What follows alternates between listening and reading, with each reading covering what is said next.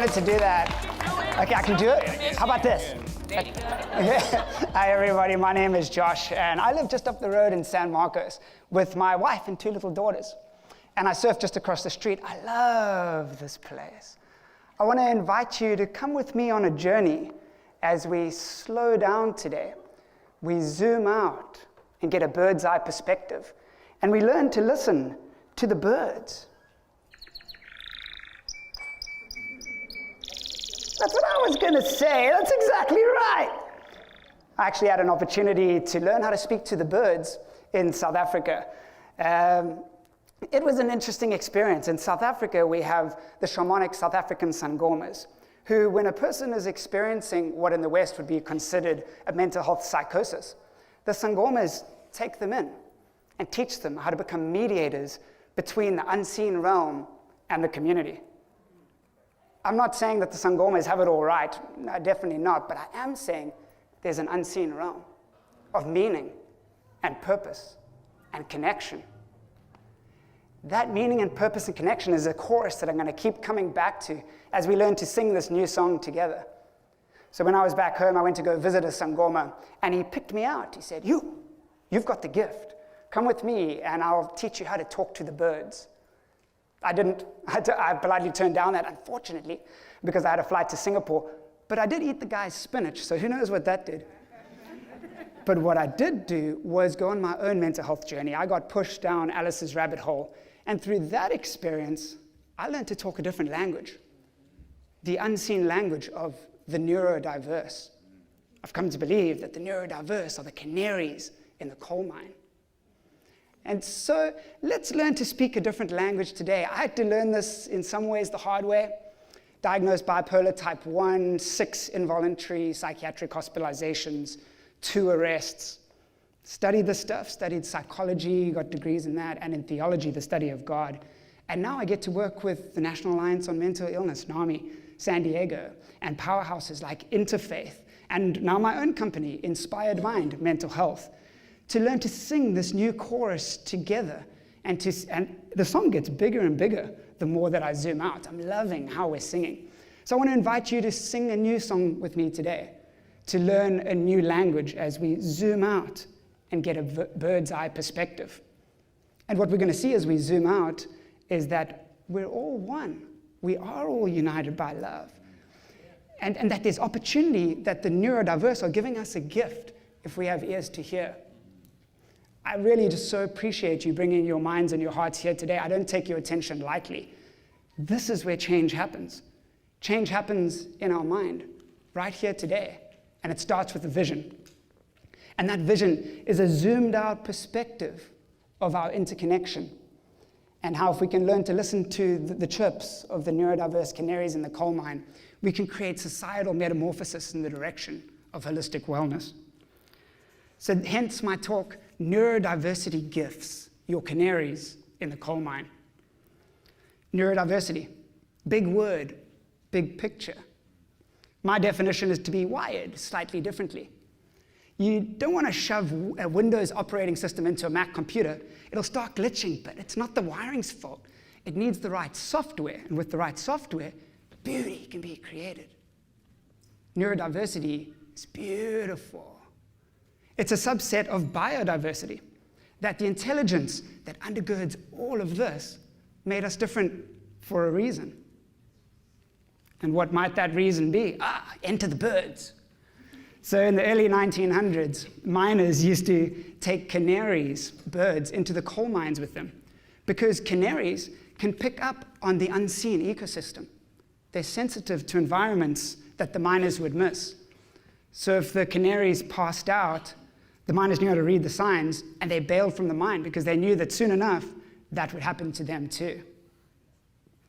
The neurodiverse amongst us, those who can pick up on the unseen ecosystem, are offering us a gift, that the oxygen, the vitality of meaning, purpose, and connection are missing from the environment.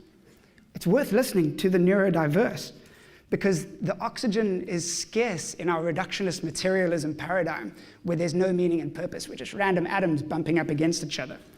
So in these few minutes that we got together, let's dig a little deeper. Let's look at mental health, psychology. Psychology is deep.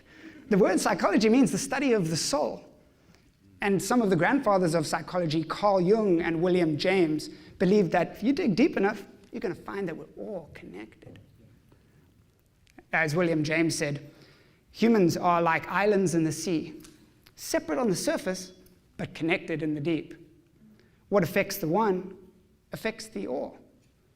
So the problem is that we forgot this in the West. Both the problem and the solution are in our minds. The problem is that we forgot our interconnection. We put mental health in a box in our minds where it's about someone else, some other group of people, the mentally ill. Thank you. So that we can pity them and we can help them, but at an arm's length. But it's not about the other. It's about you, because it's about us. What affects one affects the all. We're all parts of a larger organism. A couple of weeks ago, I had this allergic reaction to the dust mites in my house. I got super itchy behind my knees. But I knew that it was an ecosystem problem. I didn't solve the problem by cutting off my legs or swathering them in numbing cream. I was like, all right, cool, thanks, itch. Where's the problem at? Found the dust mites, cleared them out, and now my whole family sleeps better.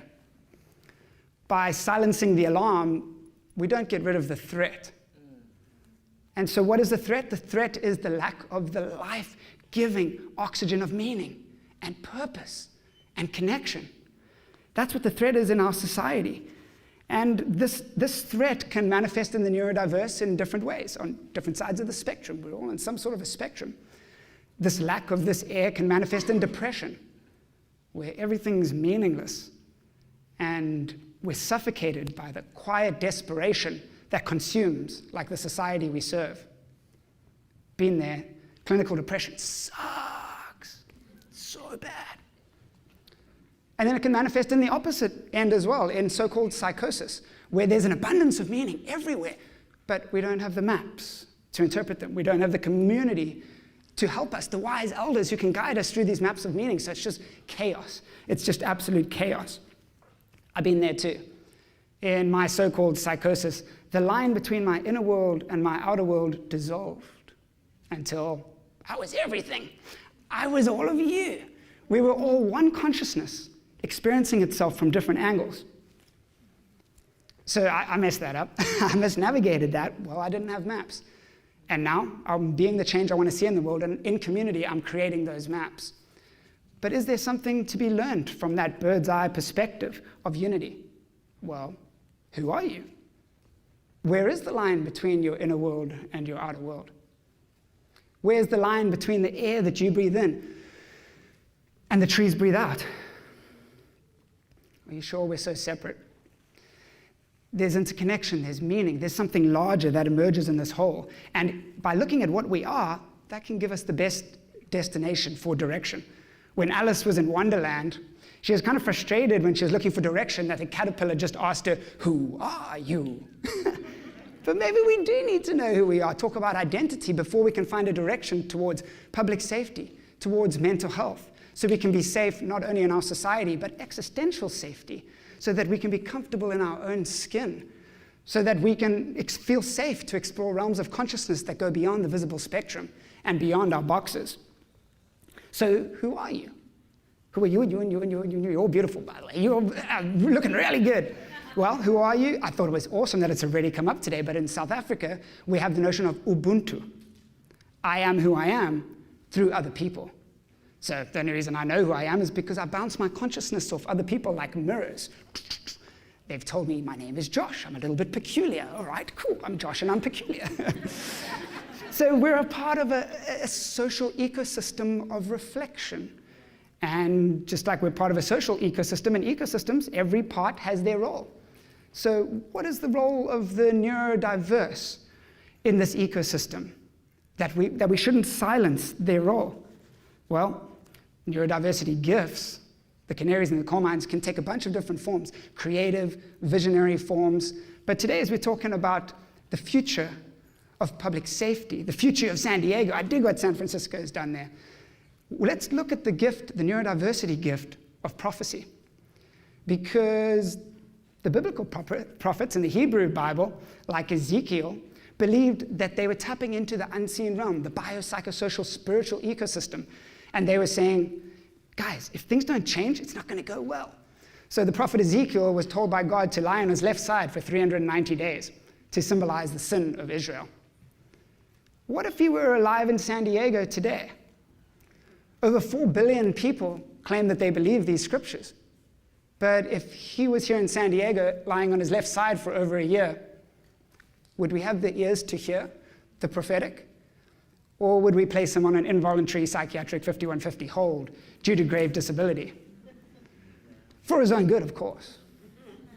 Or what about the prophet John the Baptist, who lived out in the desert, in the wilderness, eating locusts and screaming, "Repent!"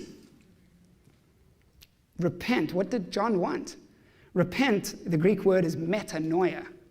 And we're told in Romans that metamorphosis happens, this transformation happens by the renewing of your mind. The renewing of your mind. So the problem is in our mind, the solution is in our mind too. What is the solution? It's seeing a larger vision of who we are. It's seeing the gifts of the neurodiverse. Viktor Frankl quotes Nietzsche in his book Man's Search for Meaning, which was based on his experience in a Nazi concentration camp. He says, the person who has a why can bear almost any how. We need the why brought back into mental health. We need meaning and purpose and connection. So in the final section here, let's get practical in 3 steps, 3 increasingly zoomed out steps. First, we need a change in the mental health field. Then we need a change in education broadly. Then we need capitalism 2.0. Within mental health, we need to train the mental health professionals and the public in different models, and these cultural competency models that stop people being put in these boxes with these sharp edges that you can bump your head up. A box is an accurate representation of where we are. A sphere is a much more accurate representation, and any point on a sphere could be the center. Any of your experiences could be the center of societal change. And so since the neurodiverse are sensitive to the unseen, in the mental health field, let's create schools for the gifted, for the neurodiverse amongst us, so that we can equip them on their hero's journey and teach them the patience and the skills to be able to transmute this inspiration into personal and collective transformation. So then what about within education? Within education, we create new mental health models for the kids, programming that allows them to be authentic and free and visionary, so that we move past the industrial age cookie cutter complex where we're trying to cut out squares and rather into the information age of discovery, where we put them into visionary projects of synergy. And then finally, within capitalism 2.0, let's rethink our value and currency exchange system, because currency value is a reflection of what matters.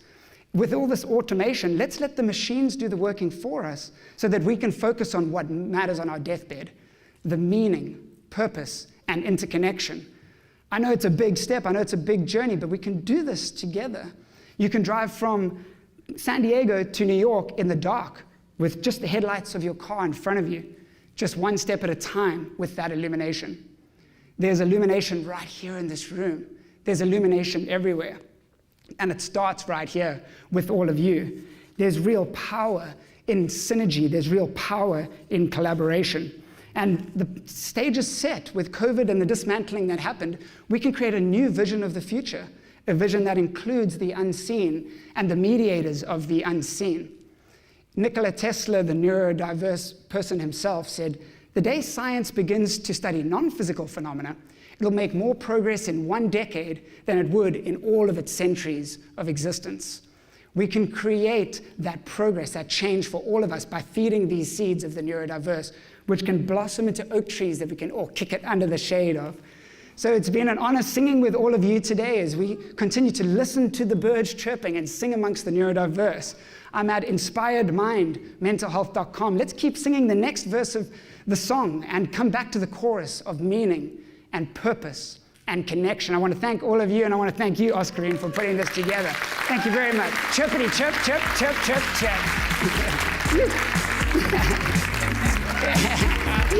chirp.